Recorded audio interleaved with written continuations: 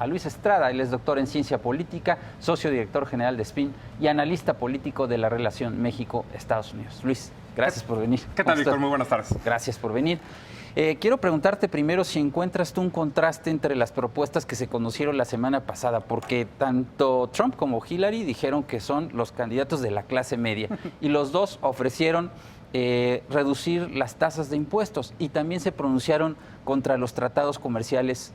Bueno, cada uno con sus matices, pero ¿tú encuentras contraste hasta ahora en las propuestas que han presentado? Bueno, de entrada hay que diferenciar primero que los republicanos y los demócratas tradicionalmente tienen diferencias en términos de cómo financiar y qué tanto taxar al electorado, a la ciudadanía respecto de la base que necesitan para hacer sus políticas públicas. Por lo regular, los demócratas tienen una propensión a crear más programas sociales porque ayudan a los más desaventajados en la economía y eso pues necesariamente implica incrementar los impuestos. Por otra parte, los republicanos tradicionalmente buscan disminuir los impuestos, especialmente de las personas con mayores ingresos, para poder entonces decir que lo que se necesita es un gobierno pequeño, sin tantas políticas públicas y que entonces esas dos visiones diferenciadas de cuál debe ser el papel del Estado dentro de la sociedad, pues sea en el caso de los demócratas mucho más amplio y en el caso de los republicanos mucho más breve o prácticamente sin intervención.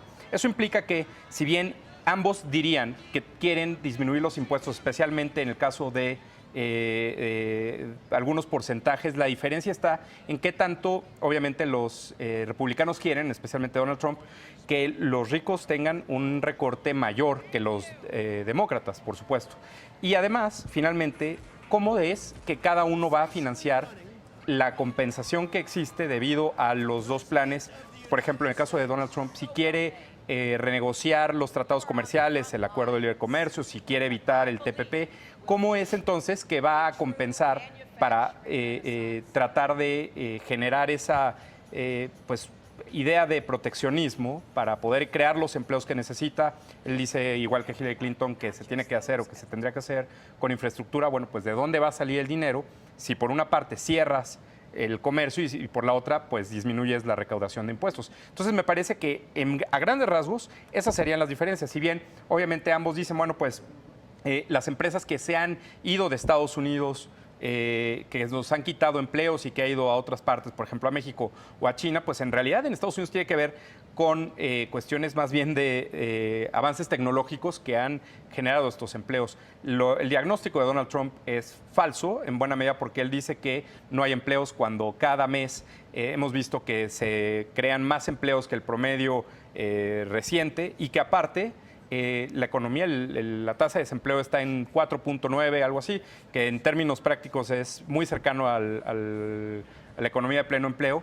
Y por otra parte, el asunto de quién se beneficia con estos tratados de libre comercio. Por supuesto, Estados Unidos ha salido beneficiado, pero pues hay otras razones y hay otras cosas que tiene que hacer, como lo veíamos hace un momento con Hillary Clinton, diciendo que generará beneficios de impuestos a aquellas empresas que generen empleos dentro de Estados Unidos. Claro.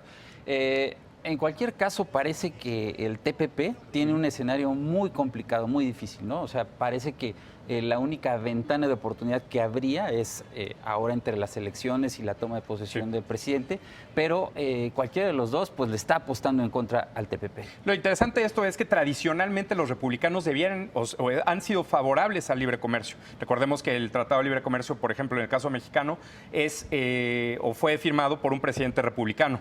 En teoría, los republicanos debieran estar o debieran favorecer el libre comercio, pero Donald Trump sabemos que no es un candidato tradicionalmente republicano. Sin embargo, en el caso de los demócratas, lo interesante también es cómo Hillary Clinton ha dado un giro, a pesar de que ha cambiado de opinión respecto al TPP, pero después de la convención demócrata y debido a la posición de Bernie Sanders, ahora, al menos en el discurso, dice que no está necesariamente a favor del TPP. Sin embargo, se necesitan tres actores principales para que el TPP sea aprobado. Por supuesto, el presidente Obama, que lo está proponiendo, y los líderes de las cámaras, que son ambas en control del Partido Republicano, que tanto Mitch McConnell como Paul Ryan están a favor del TPP. Entonces, mientras esos tres actores estén a favor del TPP, me parece que, independientemente que en el discurso se esté diciendo, es posible que sea aprobado y, por supuesto, que marque una diferencia especialmente en el Partido Republicano de lo que está diciendo Donald Trump, que repito es un diagnóstico incompleto y en muchas partes falso, a lo que realmente necesita Estados Unidos y sobre todo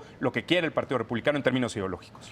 ¿Qué crees que pueda pasar dicen que los mercados no votan, pero Wall Street puede tener cierto favoritismo por Hillary Clinton? Pero acabamos de escuchar que Hillary Clinton dice que los ejecutivos de Wall Street tienen que pagar impuestos, bueno, lo que les corresponde pagar.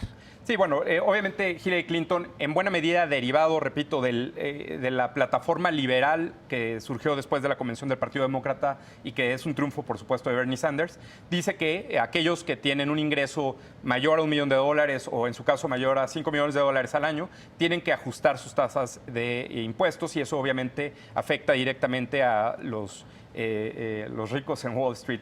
Sin embargo, por supuesto, ahí me parece que los mercados han descontado ya, o están descontando, la ventaja que tiene Hillary Clinton en las encuestas. Ahora la veíamos hace prácticamente todo este mes ha estado yendo y viniendo los estados donde se decide la elección, que es muy importante pensar que son 5, 7, 10 estados máximo, que son los que darán la victoria en el momento en el que pues, los votos, se cuentan los votos del colegio electoral. En cambio, Donald Trump no ha estado en estos estados, le ha costado mucho trabajo transmitir ese mensaje a los electores que realmente van a inclinar la elección. Y lo que decía ahora en Pensilvania es, sí, vamos a tener otros ajustes para poder compensar esos ingresos por impuestos, especialmente los más ricos, y sobre todo, me parece también, que ayuda a la clase media con medidas como, por ejemplo, esto que mencionaba sobre ajustar o refinanciar las deudas de los estudiantes que pagan sus colegiaturas, que ha sido una promesa de campaña desde que estaba en las internas, ¿no? Estaba entre los 5 puntos que mencionó hoy Hillary Clinton, que estuvo, bueno, en Pensilvania haciendo campaña con el vicepresidente Joe Biden, su discurso muy centrado en temas económicos. Pero ¿cuáles crees tú que puedan ser las claves para pues definir la elección? ¿Será la economía, como antes se decía? ¿Será la política exterior? ¿Será la política interna? Mira, me parece que lo que hemos visto hasta el momento es el mensaje de Donald Trump muy orientado hacia la política exterior, especialmente con estas cuestiones sobre inmigración y el papel de los hispanos y los musulmanes en Estados Unidos, más la relación que quiere tener o a dónde quiere poner en Estados Unidos en el plano internacional.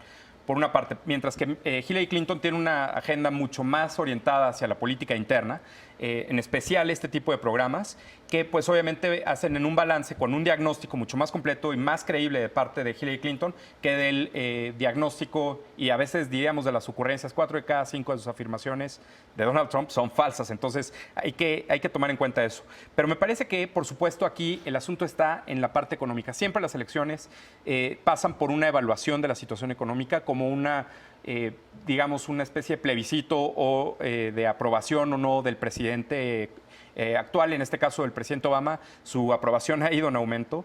En este momento se encuentra en el punto más alto de su segundo mandato, lo cual muestra que no es un presidente que nada más está adorno, sino es un presidente activo.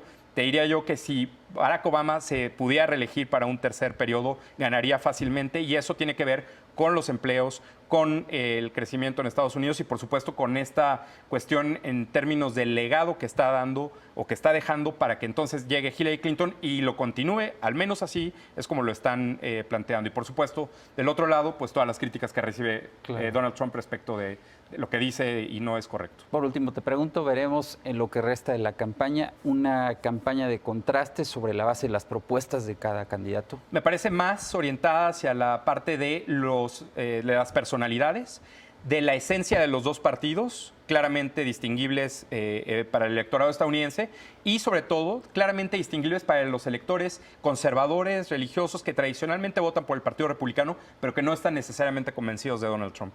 Y, obviamente, en esta comparación de personalidades, los spots en las campañas en estos estados definitorios, pero también, muy importante, los 3 debates, que siempre son 3 y que siempre están planteados con anterioridad, van a ser también muy importantes y me parece la última oportunidad que tendrá Donald Trump para alcanzar a Hillary Clinton. Luis Estrada, muchas gracias. Muchas gracias a ti, Víctor. Gracias, buenas tardes. Vamos a una pausa. Al regresar le tenemos una entrevista.